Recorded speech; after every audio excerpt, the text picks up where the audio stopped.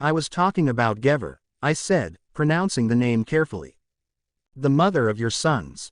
Rumi's face turned pale. Gever is dead, my child, he said dryly. But what do you know about my late wife? Is this a tasteless joke? My father stepped in. I'm sure she didn't mean ill, master. I can assure you Kimya is a serious child. She never disrespects her elders. I realized I had to tell the truth. Your late wife is here. She is holding my hand and encouraging me to speak. She has dark brown almond eyes, pretty freckles, and she wears a long yellow robe. I paused as I noticed the young woman gesture to her slippers. She wants me to tell you about her slippers. They are made of bright orange silk and embroidered with small red flowers. They are very pretty. I brought her those slippers from Damascus, Rumi said, his eyes filling with tears. She loved them. Upon saying that, the scholar lapsed into silence, scratching his beard, his expression solemn and distant. But when he spoke again, his voice was gentle and friendly, without a trace of gloom. Now I understand why everyone thinks your daughter is gifted, Rumi said to my father. Let's go to my house. We can talk about her future over dinner. I'm sure she'll make an excellent student. Better than many boys. Rumi then turned to me and asked, will you tell this to Gever? There is no need, master. She has heard you, I said. She says she needs to go now. But she is always watching you with love. Rumi smiled warmly. So did my father. There was now an easiness hanging in the air that hadn't been there before. At that moment, I knew my encounter with Rumi was going to have far-reaching consequences. I had never been close to my mother, but as if to compensate for her lack, God was giving me two fathers, my real father and my adopted father. That is how I arrived in Rumi's house 8 years ago, a timid child hungry for knowledge. Kara was loving and compassionate, more so than my own mother, and Rumi's sons were welcoming, especially his elder son, who in time became a big brother to me. In the end the hermit was right. As much as I missed my father and siblings, there hasn't been a single moment when I regretted coming to Konya and joining Rumi's family. I spent many happy days under this roof. That is, until Shams of Tabriz came. His presence changed everything. Ella Northampton, June 9, 2008. Being one who had never enjoyed solitude, Ella found she preferred it lately. Immersed in putting the final touches to her editorial report on Sweet Blasphemy, she had asked Michelle for another week to turn it in. She could have finished earlier, but she did not want to. The task gave her an excuse to retreat into her mind and shun family duties and long-awaited marital confrontations. This week, for the first time, she skipped the Fusion Cooking Club, unwilling to cook and chat with 15 women who had similar lives at a time when she wasn't sure what to do with hers. She called in sick at the last minute.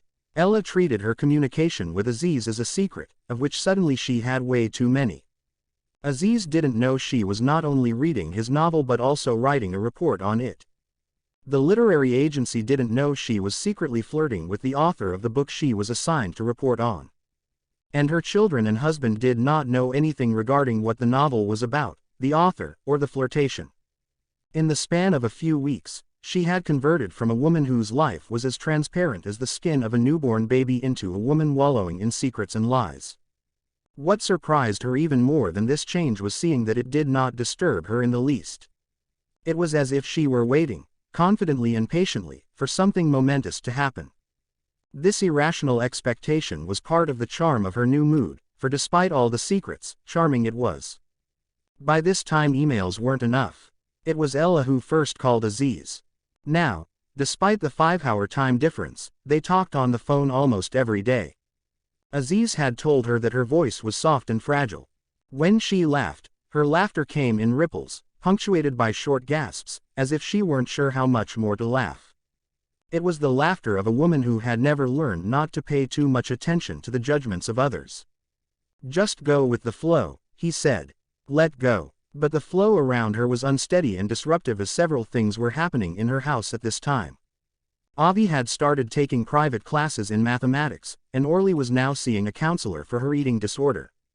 This morning she had eaten half an omelette, her first substantial food in months, and though she had instantly inquired how many calories there were in it, it was a small miracle that she hadn't felt guilty and punished herself by throwing up afterward.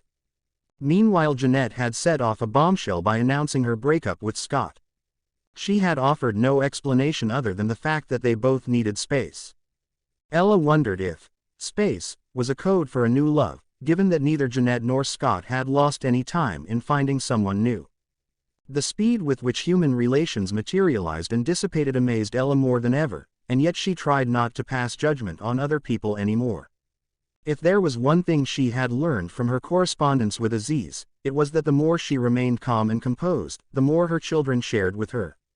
Once she had stopped running after them, they had stopped running away from her. Somehow things were working more smoothly and closer to her liking than in the times when she had tirelessly tried to help and repair. And to think she was doing nothing to achieve this result. Instead of seeing her role in the house as some sort of glue, the invisible yet central bond that held everyone together, she had become a silent spectator. She watched events unfold and days wafted by, not necessarily coldly or indifferently but with visible detachment. She had discovered that once she accepted that she didn't have to stress herself about things she had no control over, another self emerged from inside, one who was wiser, calmer, and far more sensible. The fifth element, she muttered to herself several times during the day. Just accept the void. It didn't take long for her husband to notice there was something strange about her, something not Ella. Was this why all of a sudden he wanted to spend more time with her? He came home earlier these days, and Ella suspected he had not been seeing other women for a while. "Honey, are you all right?" David asked repeatedly. "I am right as rain," she answered, smiling back each time. It was as if her withdrawal into a calm, private space of her own stripped away the polite decorum behind which her marriage had slept undisturbed for many years. Now that the pretenses between them were gone, she could see their defects and mistakes in all their nakedness. She had stopped pretending, and she had a feeling David was about to do the same. Over breakfasts and dinners, they talked about the day's events in composed, adult voices, as though discussing the annual return on their stock investments. Then they remained silent, acknowledging the blunt fact that they didn't have much else to talk about. Not anymore. Sometimes she caught her husband looking at her intently, waiting for her to say something, almost anything. Ella sensed if she asked him about his affairs, he would gladly have come clean. But she wasn't sure she wanted to know. In the past she used to feign ignorance in order not to rock the boat of her marriage. Now, however, she stopped acting as if she didn't know what he'd been doing when he was away. She made it clear that she did know and that she was uninterested. It was precisely this new aloofness that scared her husband. Ella could understand him, because deep inside it scared her, too. A month ago, if David had taken even a tiny step to improve their marriage, she would have felt grateful. Any attempt on his part would have delighted her. Not anymore. Now she suspected that her life wasn't real enough. How had she arrived at this point? How had the fulfilled mother of three discovered her own despondency? More important, if she was unhappy, as she once told Jeanette she was, why was she not doing the things unhappy people did all the time? No crying on the bathroom floor, no sobbing into the kitchen sink, no melancholic long walks away from the house, no throwing things at the walls, nothing. A strange calm had descended upon Ella. She felt more stable than she'd ever been, even as she was swiftly gliding away from the life she'd known. In the morning she looked into the mirror long and hard to see if there was a visible change in her face. Did she look younger, prettier, or perhaps more full of life? She couldn't see any difference. Nothing had changed, and yet nothing was the same anymore. Caraconia, May 5, 1245. Branches that once sagged under the weight of snow are now blossoming outside our window, and still Shams of Tabriz is with us. During this time I have watched my husband turn into a different man, every day drifting a bit further from me and his family. In the beginning I thought they would soon get bored with each other, but no such thing occurred. If anything, they have become more attached. When together, either they are strangely silent or they talk in an incessant murmur interspersed with peals of laughter, making me wonder why they never run out of words. After each conversation with Shams, Rumi walks around a transformed man, detached and absorbed, as if intoxicated by a substance I can neither taste nor see. The bond that unites them is a nest for two, where there is no room for a third person. They nod, smile, chuckle, or frown in the same way and at the same time, exchanging long, meaningful glances between words. Even their moods seem to depend on each other. Some days they are calmer than a lullaby, eating nothing, saying nothing, whereas other days they whirl around with such euphoria that they both resemble madmen. Either way, I cannot recognize my husband anymore. The man I have been married to for more than 8 years now, the man whose children I have raised as if they were my own and with whom I had a baby, has turned into a stranger. The only time I feel close to him is when he is in deep sleep. Many nights over the past weeks, I have lain awake listening to the rhythm of his breathing, feeling the soft whisper of his breath on my skin and the comfort of his heart beating in my ear, just to remind myself that he is still the man I married. I keep telling myself that this is a temporary stage. Shams will leave someday. He is a wandering dervish, after all. Rumi will stay here with me. He belongs to this town and to his students. I need do nothing except wait. But patience doesn't come easily, and it's getting harder with each passing day. When I feel too despondent, I try to recall the old days, especially the time when Rumi stood by me despite all odds. Kara is a Christian. Even if she converts to Islam, she'll never be one of us. People had gossiped when they first got wind of our impending marriage. A leading scholar of Islam should not marry a woman outside his faith. But Rumi took no notice of them. Neither then nor later on. For that reason I will always be grateful to him. Anatolia is made up of a mixture of religions, peoples, and cuisines. If we can eat the same food, sing the same sad songs, believe in the same superstitions, and dream the same dreams at night, why shouldn't we be able to live together? I have known Christian babies with Muslim names and Muslim babies fed by Christian milk mothers. Ours is an ever-liquid world where everything flows and mixes. If there is a frontier between Christianity and Islam, it has to be more flexible than scholars on both sides think it is.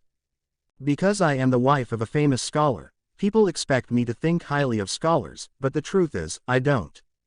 Scholars know a lot, that's for sure, but is too much knowledge any good when it comes to matters of faith? They always speak such big words that it is hard to follow what they are saying. Muslim scholars criticize Christianity for accepting the Trinity, and Christian scholars criticize Islam for seeing the Quran as a perfect book. They make it sound as if the two religions are a world apart. But if you ask me, when it comes to the basics, ordinary Christians and ordinary Muslims have more in common with each other than with their own scholars. They say that the hardest thing for a Muslim converting to Christianity is to accept the Trinity. And the hardest thing for a Christian converting to Islam is said to be letting go of the Trinity. In the Quran, Jesus says, "Surely I am a servant of God. He has given me the book and made me a prophet." Yet for me the idea that Jesus was not a son of God but a servant of God wasn't that hard to believe. What I found much harder to do was to abandon Mary. I haven't told this to anyone, not even to Rumi, but sometimes I yearn to see Mary's kind brown eyes. Her gaze always had a soothing effect on me. The truth is, ever since Shams of Tabriz came to our house, I have been so distressed and confused that I find myself longing for Mary more than ever. Like a fever running wild through my veins, my need to pray to Mary comes back with a force I can hardly control. At times like these, guilt consumes me, as if I am cheating on my new religion. Nobody knows this, not even my neighbor Sophia, who is my confidant in all other matters. She wouldn't understand. I wish I could share it with my husband, but I cannot see how. He has been so detached. I am afraid of distancing him even more. Rumi used to be everything to me. Now he is a stranger. I never knew it was possible to live with someone under the same roof, sleep in the same bed, and still feel that he was not really there. Shams of Tabriz, Konya, June 12, 1245. Befuddled believer. If every Ramadan one fasts in the name of God and every Eid one sacrifices a sheep or a goat as an atonement for his sins, if all his life one strives to make the pilgrimage to Mecca and 5 times a day kneels on a prayer rug but at the same time has no room for love in his heart, what is the use of all this trouble? Faith is only a word if there is no love at its center, so flaccid and lifeless, vague and hollow, not anything you could truly feel. Do they think God resides in Mecca or Medina? Or in some local mosque somewhere? How can they imagine that God could be confined to limited space when he openly says, "Neither my heaven nor my earth embraces me, but the heart of my believing servant does embrace me"? Pity the fool who thinks the boundaries of his mortal mind are the boundaries of God the Almighty. Pity the ignorant who assume they can negotiate and settle debts with God. Do such people think God is a grocer who attempts to weigh our virtues and our wrongdoings on two separate scales? Is he a clerk meticulously writing down our sins in his accounting book so as to make us pay him back someday? Is this their notion of oneness?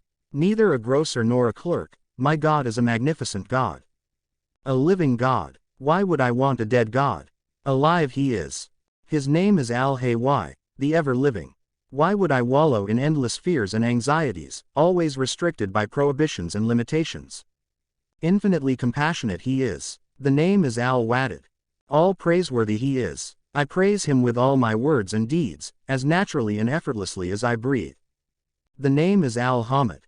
How can I ever spread gossip and slander if I know deep down in my heart that God hears and sees it all? His name is Al-Basir. Beautiful beyond all dreams and hopes. Al-Jamal, Al-Qayyum, Al-Rahman, Al-Rahim. Through famine and flood, dry and athirst, I will sing and dance for him till my knees buckle, my body collapses, and my heart stops pounding. I will smash my ego to smithereens, until I am no more than a particle of nothingness, the wayfarer of pure emptiness, the dust of the dust in his great architecture. Gratefully, joyously, and relentlessly, I commend his splendor and generosity. I thank him for all the things he has both given and denied me, for only he knows what is best for me. Recalling another rule on my list, I felt a fresh wave of happiness and hope. The human being has a unique place among God's creation. I breathed into him of my spirit, God says. Each and every one of us without exception is designed to be God's delegate on earth. Ask yourself, just how often do you behave like a delegate, if you ever do so?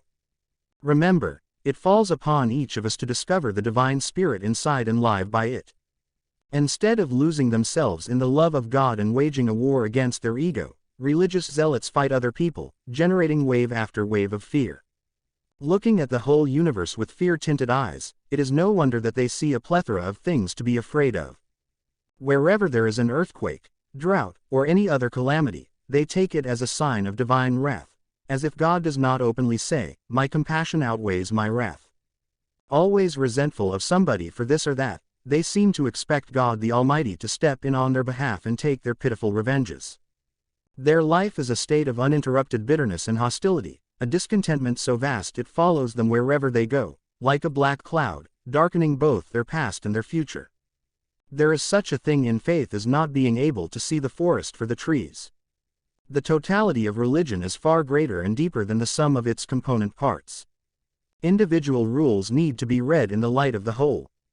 And the whole is concealed in the essence.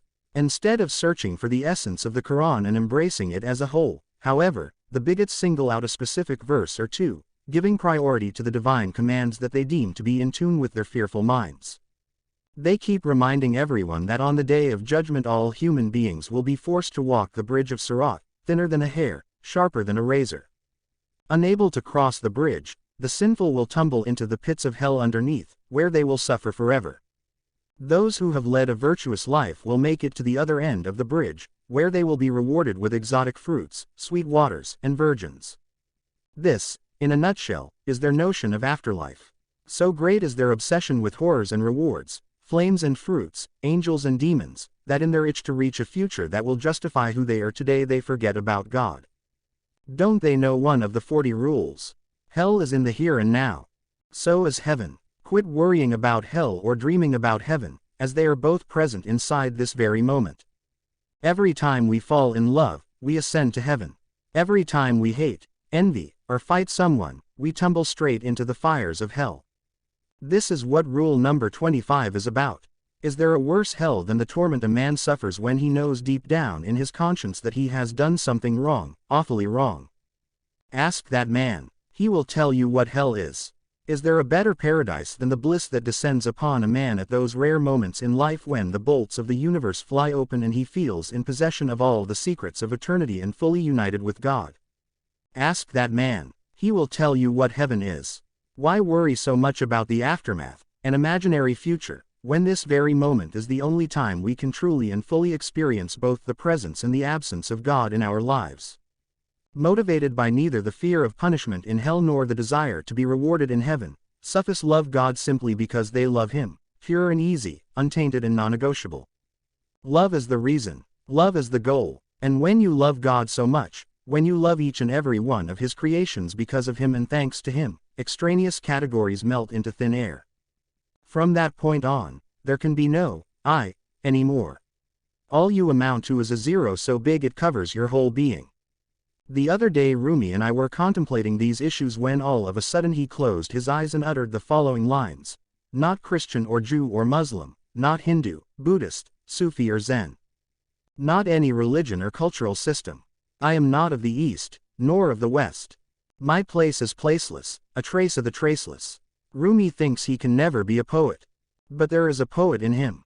And a fabulous one. Now that poet is being revealed. Yes, Rumi is right. He is neither of the East nor of the West. He belongs in the kingdom of love. He belongs to the beloved. Ella Northampton, June 12, 2008. By now Ella had finished reading Sweet Blasphemy and was putting the final touches on her editorial report. Although she was dying to discuss the details of his novel with Aziz, her sense of professionalism stopped her. It wouldn't be right. Not before she was done with the assignment. She hadn't even told Aziz that after reading his novel she had bought a copy of Rumi's poems and was now reading at least a few poems every night before going to sleep. She had so neatly separated her work on the novel from her exchange with the author. But on the 12th of June, something happened that blurred the line between the two forever. Up until that day, Ella had never seen a picture of Aziz. There being no photos of him on his website, she had no idea what he looked like. In the beginning she had enjoyed the mystery of writing to a man with no face. But over time her curiosity began to get the best of her, and the need to put a face to his messages tugged at her. He had never asked for a picture of her, which she found odd, really odd. So, out of the blue, she sent him a picture of herself. There she was, out on the porch with Dear Spirit, wearing a skimpy cerulean dress that slightly revealed her curves. She was smiling in the picture, a half-pleased, half-troubled smile. Her fingers firmly grasped the dog's collar, as if trying to derive some strength from him. Above them the sky was a patchwork of grays and purples. It wasn't one of her best pictures, but there was something spiritual, almost otherworldly, in this one. Or so she hoped. Ella sent it as an email attachment and then simply waited. It was her way of asking Aziz to send her his photo. He did. When Ella saw the picture Aziz sent her, she thought it must have been taken somewhere in the Far East, not that she had ever been there. In the picture, Aziz was surrounded by more than a dozen dark-haired native children of every age. Dressed in a black shirt and black trousers, he had a lean build, a sharp nose, high cheekbones, and long, dark, wavy hair falling to his shoulders. His eyes were two emeralds brimming with energy and something else that Ella recognized as compassion. He wore a single earring and a necklace with an intricate shape that Ella couldn't make out. In the background was a silvery lake surrounded by tall grass, and in one corner loomed the shadow of something or someone that was outside the frame. As she inspected the man in the picture, taking in every detail, Ella had a feeling she recognized him from somewhere. As bizarre as it felt, she could swear she had seen him before. And suddenly she knew. Shams of Tabriz bore more than a passing resemblance to Aziz Z. Zahara. He looked exactly the way Shams was described in the manuscript before he headed to Konya to meet Rumi. Ella wondered if Aziz had deliberately based his character's looks on himself. As a writer, he might have wanted to create his central character in his own image, just as God had created human beings in his image. As she considered this, another possibility arose. Could it be that the real Shams of Tabriz had looked just as he was described in the book, in which case it could only mean that there was a surprising resemblance between two men almost 800 years apart? Could it be that the resemblance was beyond the control and perhaps even the knowledge of the author? The more thought Ella put into this dilemma, the more strongly she suspected that Shams of Tabriz and Aziz Z. Zahara could be connected in a way that went beyond a simple literary gimmick. The discovery had two unexpected impacts on Ella. First, she felt the need to go back to Sweet Blasphemy and read the novel again, with a different eye, not for the sake of the story this time but to find the author hidden in its central character, to find the Aziz in Shams of Tabriz. Second, she became more intrigued by Aziz's personality. Who was he? What was his story? In an earlier email, He had told her he was Scottish, but then why did he have an Eastern name, Aziz? Was it his real name? Or was it his Sufi name? And by the way, what did it mean to be a Sufi? There was something else that occupied her mind. The very first, almost imperceptible signs of desire. It had been such a long time since she'd last felt it that it took her a few extra seconds to recognize the feeling. But it was there, strong, prodding, and disobedient. She realized that she desired the man in the picture and wondered what it would be like to kiss him. The feeling was so unexpected and embarrassing that she quickly turned off her laptop, as though the man in the picture could otherwise suck her in. Baybars the Warrior Konya, July 10, 1245. Baybars, my son, trust no one, my uncle says, because the world is getting more corrupt each day. He claims that the only time when things were different was during the Golden Age, when the Prophet Muhammad, peace be upon him, was duly in charge. Since his death everything has been going downhill. But if you ask me, any place where there are more than two people is bound to become a battleground. Even at the time of the Prophet, people had their share of hostilities, didn't they? War is the core of life. The lion eats the deer, and vultures reduce to bare bones what remains of the carcass. Nature is cruel. On land, in sea or air, for every creature without exception, there is only one way to survive, to be shrewder and stronger than your worst enemy. To stay alive you need to fight. It's as simple as that. And fight we must. Even the most naive can see there is no other way in this day and age. Things took a nasty turn 5 years ago when 100 Mongol diplomats sent out by Genghis Khan to negotiate for peace were all slaughtered. After that, Genghis Khan turned into a fireball of fury, declaring war against Islam. How and why the diplomats were killed, nobody could say. Some people suspected that it was Genghis Khan himself who had his own diplomats killed, so that he could start this massive war campaign in the first place. It could be true. One never knows. But I do know that in 5 years the Mongols devastated the whole Khorasan area, causing destruction and death everywhere they galloped. And 2 years ago they defeated the Seljuk forces at Kozdag, turning the Sultan into a tribute-paying vassal. The only reason the Mongols didn't wipe us out is that it is more profitable for them to keep us under their yoke. Wars might be present since time immemorial, at least since Cain killed his brother Abel, but the Mongol army is like nothing we have seen before. Specialized in more ways than one, they use a vast array of weapons, each designed for a specific purpose. Every Mongol soldier is heavily armored, with a mace, an axe, a saber, and a spear. On top of that, they have arrows that can penetrate armor, set whole villages ablaze, poison their victims, or pierce the hardest bones in the human body. They even have whistling arrows, which they use to send signals from one battalion to another. With such well-developed warfare skills and no god to fear, the Mongols attack and annihilate every city, town, and village on their way. Even ancient cities like Bukhara have been turned into heaps of rubble. And it is not only the Mongols. We need to get Jerusalem back from the Crusaders, not to mention the pressure from the Byzantines and the rivalry between Shiites and Sunnis. When surrounded by cold-blooded enemies on all sides, how can we afford to be peaceful? This is why people like Rumi get on my nerves. I don't care how highly everyone thinks of him. For me he is a coward who spreads nothing but cowardice. He might have been a good scholar in the past, but nowadays he is clearly under the influence of that heretic Shams. At a time when the enemies of Islam are looming large, what does Rumi preach? Peace, passivity, submission. Brother, stand the pain. Escape the poison of your impulses. The sky will bow to your beauty if you do. That way a thorn expands to a rose. A particular glows with the universal.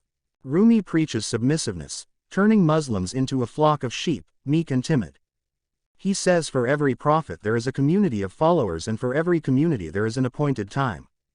Other than love, his favorite words seem to be patience, balance, and tolerance.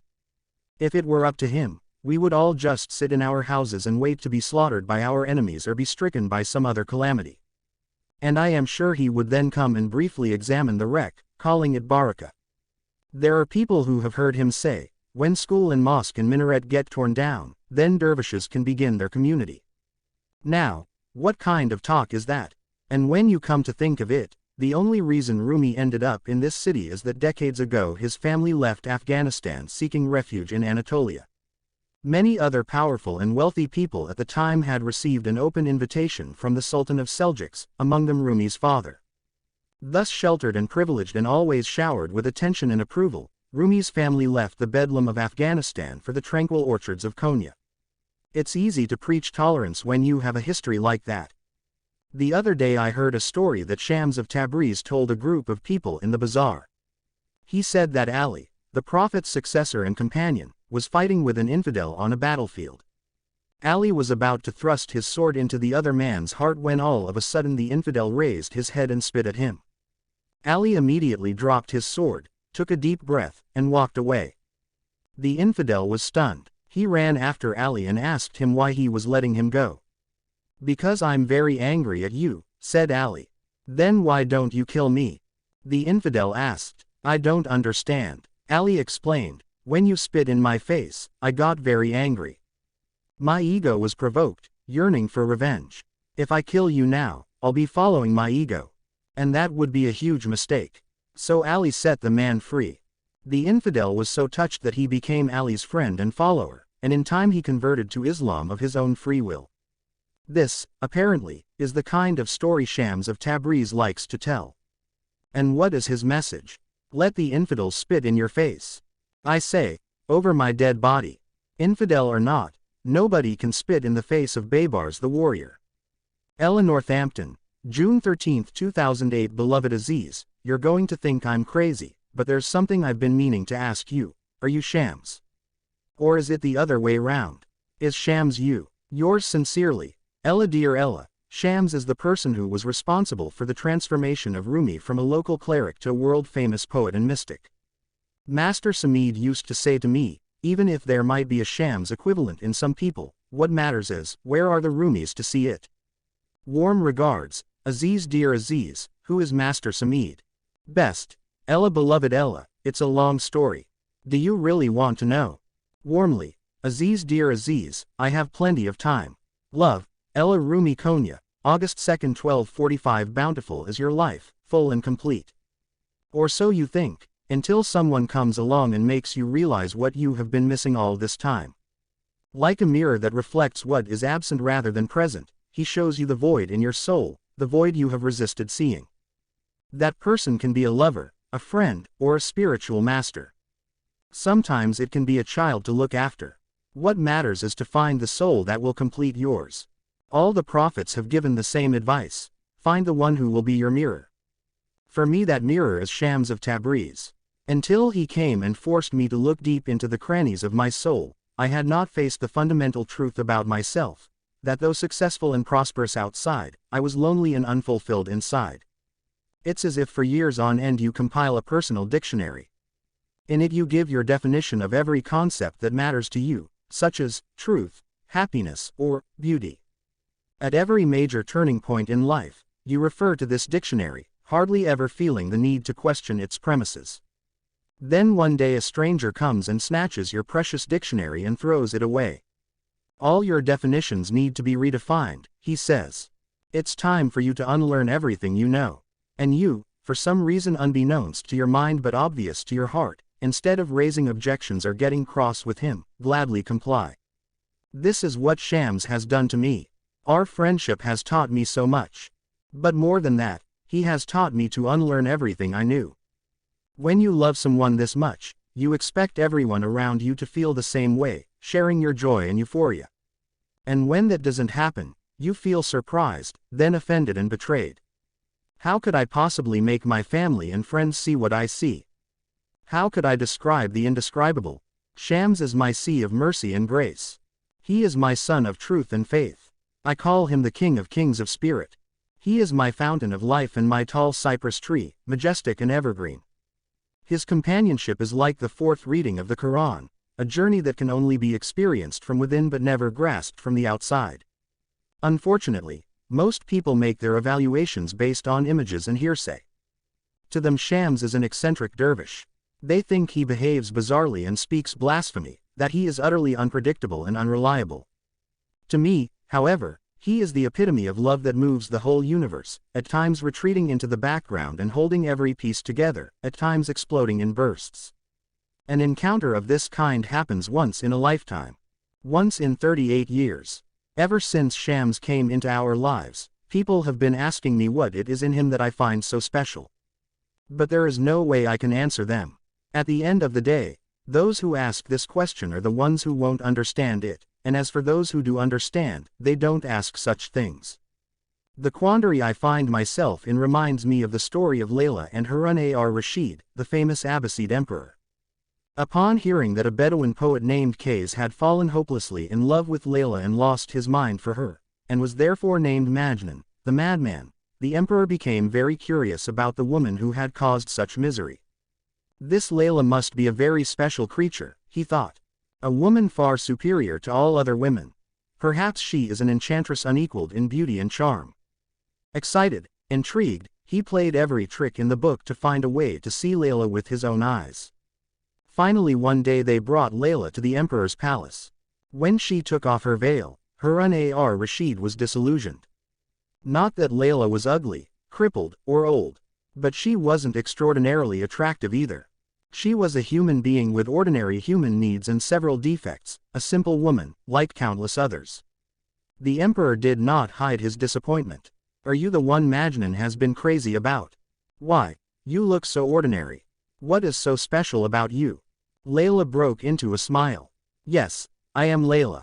But you are not Majnun, she answered. You have to see me with the eyes of Majnun. Otherwise you could never solve this mystery called love. How can I explain the same mystery to my family, friends, or students?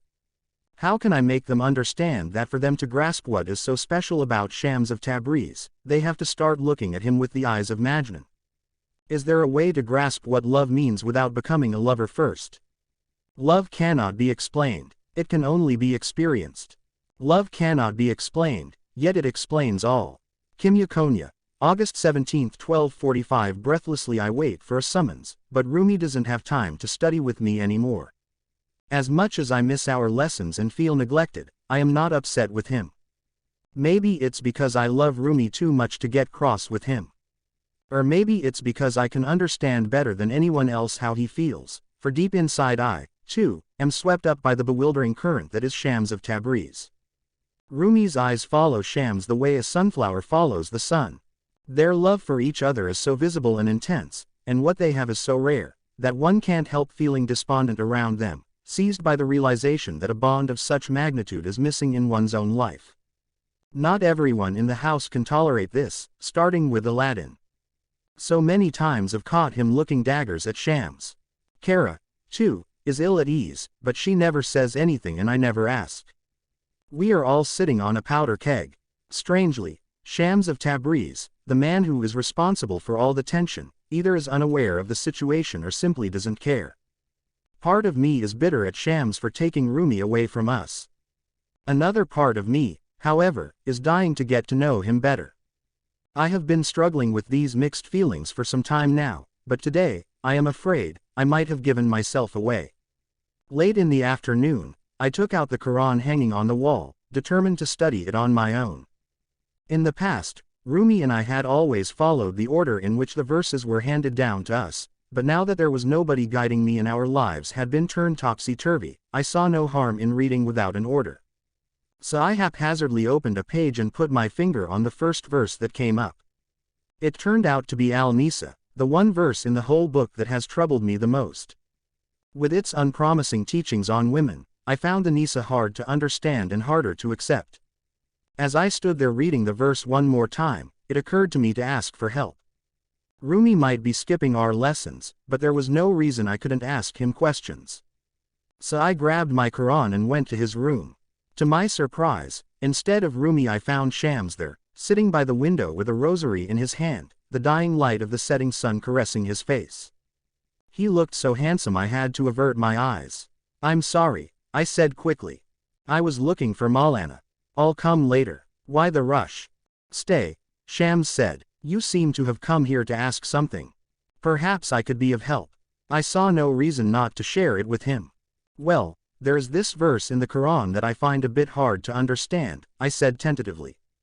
Shams murmured, as if talking to himself, the Quran is like a shy bride. She'll open her veil only if she sees that the onlooker is soft and compassionate at heart. Then he squared his shoulders and asked, "Which verse is it?" Al-Nisa, I said. There are some parts in it where men are said to be superior to women. It even says men can beat their wives. Is that so? Shams asked with such exaggerated interest that I couldn't be sure whether he was serious or teasing me. After a momentary silence, he broke into a soft smile and out of memory recited the verse. Men are the maintainers of women because Allah has made some of them to excel others and because they spend out of their property. The good women are therefore obedient, guarding the unseen as Allah has guarded.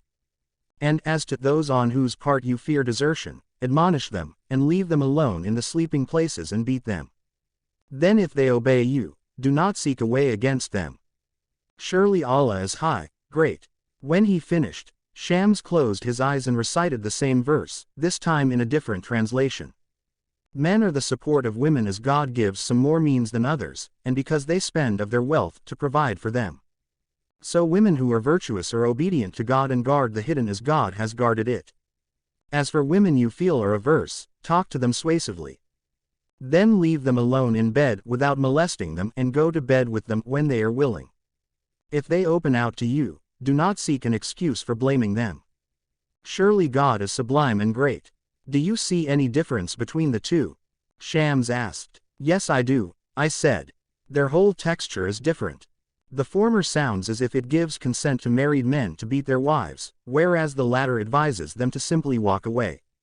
I think that is a big difference. Why is that? Why is that? Why is that? Shams echoed several times, as if enjoying the question. Tell me something, Kimya. Have you ever gone swimming in a river?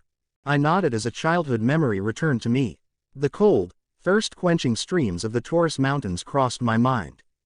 Of the younger girl who had spent many happy afternoons in those streams with her sister and her friends, there was now little left behind. I turned my face away as I didn't want Shams to see the tears in my eyes. When you look at a river from a distance, Kimya, you might think there is only one watercourse. But if you dive into the water, you'll realize there is more than one river. The river conceals various currents, all of them flowing in harmony and yet completely separate from one another. Upon saying that, Shams of Tabriz approached me and held my chin between his two fingers, forcing me to look directly into his deep, dark, soulful eyes. My heart skipped a beat. I couldn't even breathe. The Quran is a gushing river, he said. Those who look at it from a distance see only one river. But for those swimming in it, there are 4 currents. Like different types of fish, some of us swim closer to the surface while some others swim in deep waters down below. I'm afraid I don't understand, I said, although I was beginning to. Those who like to swim close to the surface are content with the outer meaning of the Quran. Many people are like that. They take the verses too literally. No wonder when they read a verse like the Nisa, they arrive at the conclusion that men are held superior to women. Because that is exactly what they want to see. How about the other currents? I asked. Shams sighed softly, and I couldn't help noticing his mouth, as mysterious and inviting as a secret garden. There are 3 more currents. The second one is deeper than the first, but still close to the surface. As your awareness expands, so does your grasp of the Quran. But for that to happen, you need to take the plunge. Listening to him, I felt both empty and fulfilled at the same time. What happens when you take the plunge? I asked cautiously. The third undercurrent is the esoteric, batini, reading. If you read the Nisa with your inner eye open, you'll see that the verse is not about women and men but about womanhood and manhood. And each and every one of us, including you and me, has both femininity and masculinity in us, in varying degrees and shades. Only when we learn to embrace both can we attain harmonious oneness. Are you telling me that I have manliness inside me? Oh, yes, definitely. And I have a female side, too. I couldn't help but chuckle. And Rumi, how about him? Shams smiled fleetingly. Every man has a degree of womanliness inside. Even the ones who are manly men. Especially those, my dear, Shams said, garnishing his words with a wink and dropping his voice to a whisper, as if sharing a secret. I stifled a giggle, feeling like a little girl. That was the impact of having Shams so close. He was a strange man, his voice oddly charming, his hands lithe and muscular, and his stare like a crease of sunlight, making everything that it fell upon look more intense and alive. Next to him I felt my youth in all its fullness, and yet somewhere inside me a maternal instinct sprawled, exuding the thick, milky scent of motherhood. I wanted to protect him. How or from what, I could not tell. Shams put his hand on my shoulder, his face so close to mine that I could feel the warmth of his breath. There was now a new, dreamy gaze to his eyes. He held me captive with his touch, caressing my cheeks, his fingertips as warm as a flame against my skin. I was flabbergasted. Now his finger moved down, reaching my bottom lip. Baffled and giddy, I closed my eyes, feeling a lifetime's worth of excitement welling up in my stomach. But no sooner had he touched my lips than Shams drew his hand back. "You should go now, dear Kimya," Shams murmured, making my name sound like a sad word. I walked out, my head dizzy and my cheeks flushed. Only after I went to my room, reclined on my back on the sleeping mat, and stared up at the ceiling, wondering how it would feel to be kissed by Shams, did it dawn upon me that I had forgotten to ask him about the fourth undercurrent in the stream, the deeper reading of the Quran. What was it? How could one ever achieve that kind of depth? And what happened to those who took the plunge? Sultan Walid Konya, September 4, 1245. Being his older brother, I have always worried for Aladdin, but never as much as I do now. He has always had a quick temper, even as a toddler, but lately he is more quarrelsome and easily incensed. Ready to squabble over almost anything, no matter how senseless or small. He is so petulant these days that even the children on the street take fright when they see him coming. Only 17, he has creases around his eyes from frowning and squinting too much. Just this morning I noticed a new wrinkle next to his mouth from holding it in a tight line all the time. I was busy writing on sheepskin parchment when I heard a faint rattling sound behind me. It was Aladdin, his lips set in a tense scowl. God knows how long he had been standing there like that, watching me with a strained look in his brown eyes. He asked me what I was doing. "I'm copying an old lecture of our fathers," I said. "It's good to have an extra copy of every one of them." "What's the use of it?" Aladdin exhaled loudly. "Father has stopped giving lectures or sermons. In case you haven't noticed, he doesn't teach at the madrasa either. Don't you see he has thrust aside all his responsibilities?" "This is a temporary situation," I said. "He'll soon start teaching again. You are only fooling yourself. Don't you see that our father doesn't have time for anything or anyone other than Shams? Isn't that funny? The man is supposed to be a wandering dervish, but he has taken root in our house." Aladdin emitted a chuckle, waiting for me to agree with him, but when I said nothing, he started pacing the room. Even without looking at him, I could feel the angry blaze in his eyes. "People are gossiping," Aladdin went on morosely. "They are all asking the same question. How can a respected scholar let himself be manipulated by a heretic? Our father's reputation is like ice melting under the sun. If he doesn't get a hold of himself soon, he might never be able to find students again in this town. Nobody would want him as a teacher. And I wouldn't blame them." I placed the parchment aside and looked at my brother. He was only a boy, really, although his every gesture and expression said he felt on the edge of manhood. He had changed a lot since last year, and I was beginning to suspect he could be in love.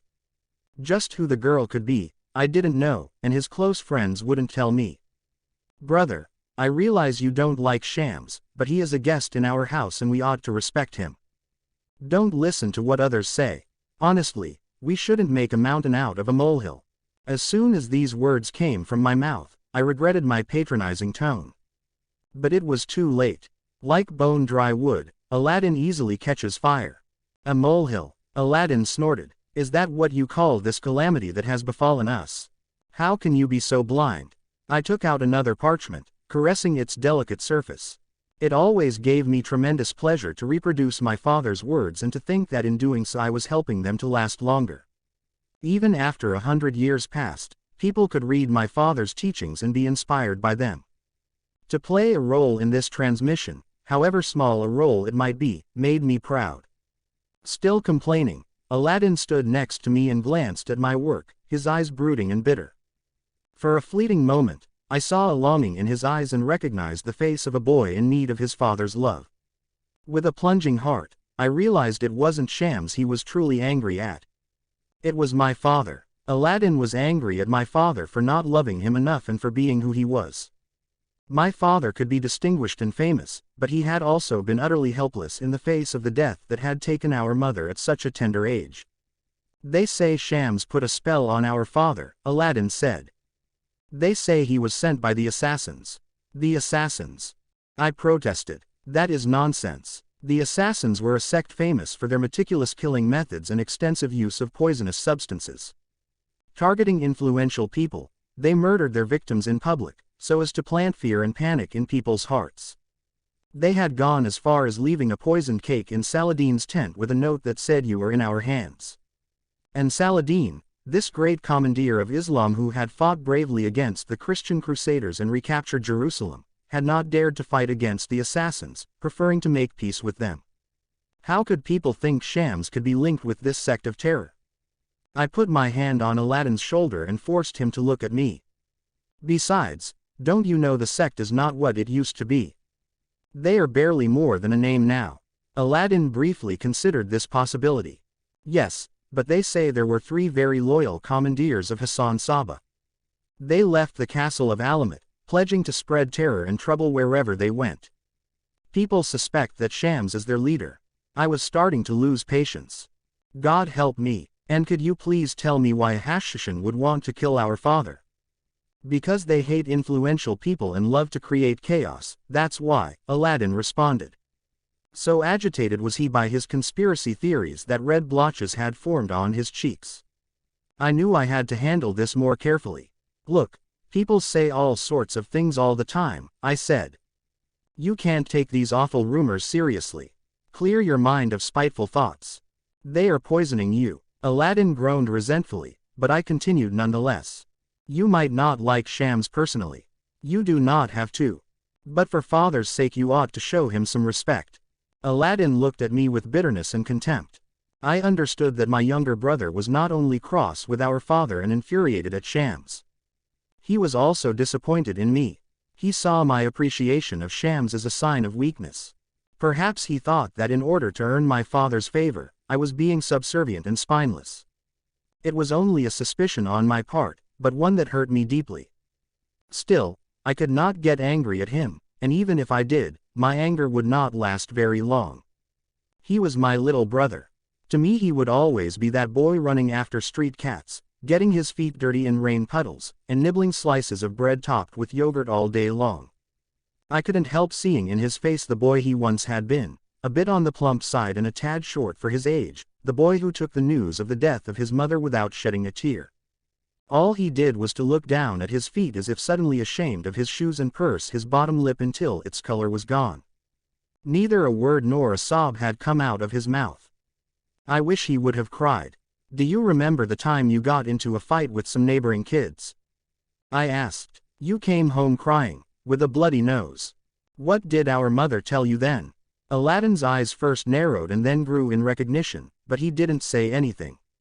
She told you that whenever you got angry with someone, you should replace the face of that person in your mind with the face of someone you love.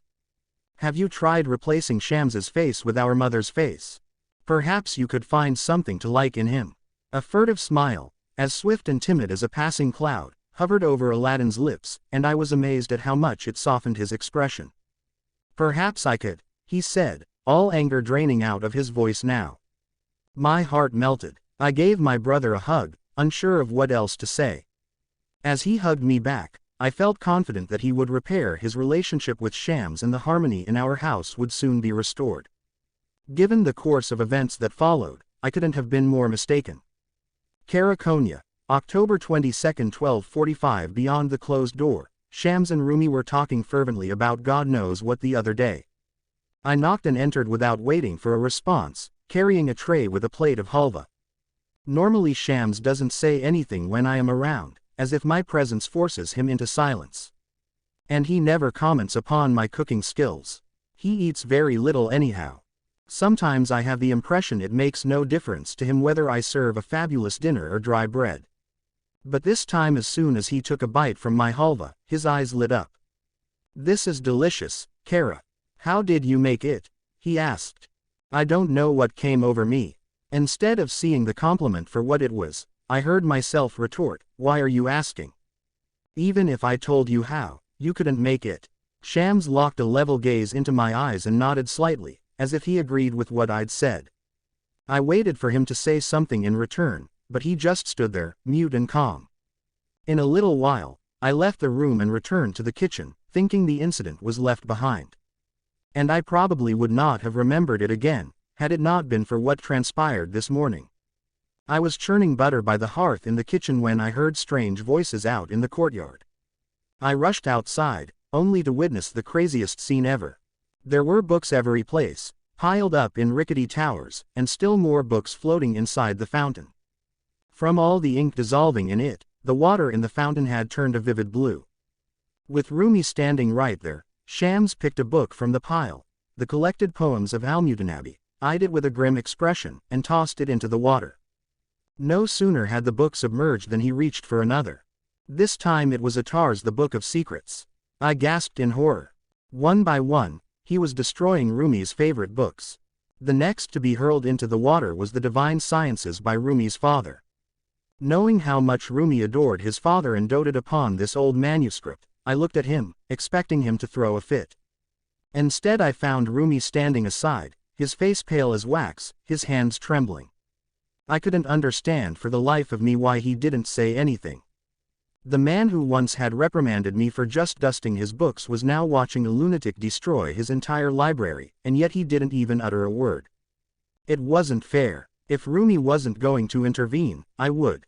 "What are you doing?" I asked Shams. "These books have no other copies. They are very valuable. Why are you throwing them into the water? Have you lost your mind?" Instead of an answer, Shams cocked his head toward Rumi. "Is that what you think, too?" he asked. Rumi pursed his lips and smiled faintly but remained silent. "Why don't you say anything?" I yelled at my husband. At this, Rumi approached me and held my hand tightly. "Calm down, Kara, please. I trust in Shams." Giving me a glance over his shoulder, relaxed and confident, Shams rolled up his sleeves and started to pull the books out of the water. To my amazement, every single book he took out was as dry as a bone. "Is this magic? How did you do that?" I asked. "But why are you asking?" Shams said. "Even if I told you how, you couldn't do it." Trembling with anger, choking back sobs, I ran to the kitchen, which has become my sanctuary these days. And there, amid pots and pans, stacks of herbs and spices, I sat down and cried my heart out. Rumi Konya, December 1245. Bent on praying the morning prayer together in the open air, Shams and I left the house shortly after dawn. We rode our horses for a while, through meadows and valleys and across ice-cold streams, enjoying the breeze on our faces. Scarecrows in wheat fields greeted us with an eerie poise, and newly washed clothes in front of a farmhouse fluttered madly in the breeze as we passed by, pointing in all directions into the semidarkness. On the way back, Shams pulled at the reins of his horse and pointed to a massive oak tree outside the town. Together we sat under the tree, the sky hanging above our heads in shades of purple. Shams placed his cloak on the ground, and as calls to prayer echoed from mosques near and far, we prayed there together. "When I first came to Konya, I sat under this tree," Shams said. He smiled at a distant memory, but then grew pensive and said, "A peasant gave me a ride. He was a great admirer of yours. He told me your sermons cured sadness. They used to call me the Wizard of Words," I said. "But it all feels so far away now. I don't want to give sermons anymore. I feel like I am done." "You are the Wizard of Words," Shams said determinedly. "But instead of a preaching mind, you have a chanting heart now." I didn't know what he meant by that, and I didn't ask. The dawn had erased what remained of the night before, turning the sky into a blameless orange. Far ahead of us, the town was waking up. Crows were diving into vegetable gardens to peck at whatever they could steal, doors were screeching, donkeys braying, and stoves burning as everyone got ready for a brand new day. People everywhere are struggling on their own for fulfillment, but without any guidance as to how to achieve it, murmured Shams with a shake of his head. "Your words help them, and I'll do everything in my power to help you. I am your servant." "Don't say that," I protested. "You are my friend." Oblivious to my objection, Shams continued. "My only concern is the shell you have been living in. As a famous preacher, you have been surrounded by fawning admirers. But how well do you know common people? Drunks, beggars, thieves, prostitutes, gamblers, the most inconsolable and the most downtrodden. Can we love all of God's creatures? It is a difficult test, and one that only a few can pass.